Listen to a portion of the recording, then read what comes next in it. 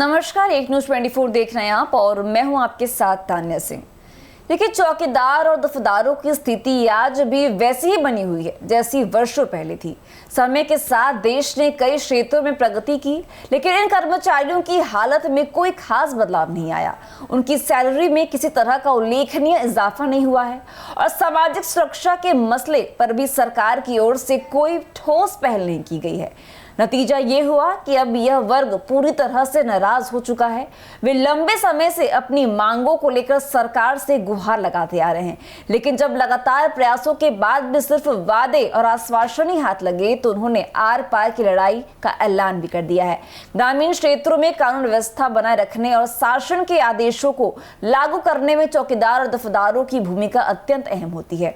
वे प्रशासन और आम जनता के बीच पुल की तरह काम करते हैं। इनकी जिम्मेदारी केवल रिपोर्टिंग या निगरानी तक सीमित नहीं होती, बल्कि वे सरकार की योजनाओं और नीतियों को जमीनी स्तर पर लागू कराने में भी सक्रिय योगदान देते हैं।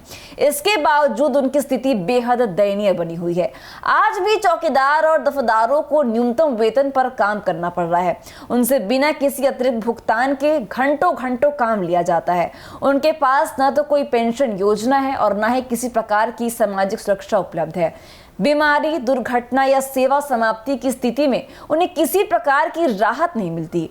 ये समस्याएं वर्षों से बनी हुई हैं, लेकिन सरकार ने अब तक इन्हें दूर करने की दिशा में कोई ठोस और सार्थक कदम नहीं उठाया है। हमने हमारे चैनल एक न्यूज 24 के माध्यम से लगातार चौकीदार और दफदारों की समस्याओं को उजागर किया है।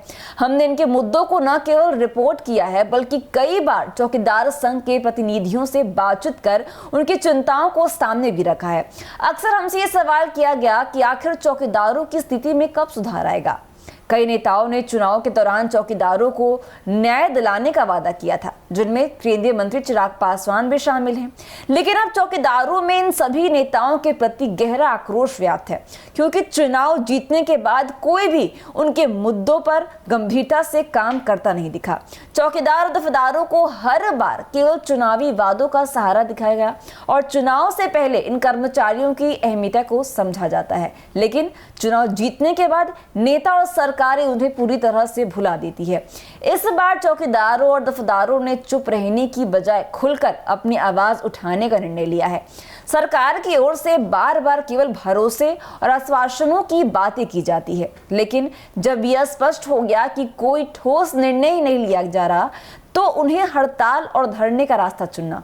उनका कहना है कि यदि उनकी मांगों को गंभीरता से नहीं लिया गया तो वे अनिश्चितकालीन आंदोलन छेड़ेंगे और यह संघर्ष तब तक चलेगा जब तक सरकार उनकी समस्याओं का स्थायी और व्यवहारिक समाधान नहीं निकालती।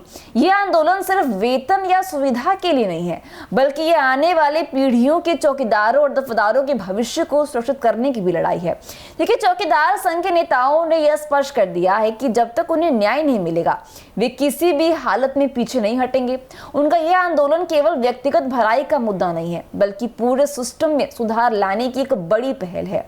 अगर सरकार इस आंदोलन की गंभीरता को समय रहते नहीं समझती तो पंचायत और ग्रामीण स्तर पर प्रशासनिक कामकाज बुरी तरह से प्रभावित भी हो सकता है और इसका सीधा असर आम जनता की सुविधाओं और सेवाओं पर भी पड़ेगा। लेकिन अब स्थिति सरकार के हाथों में है।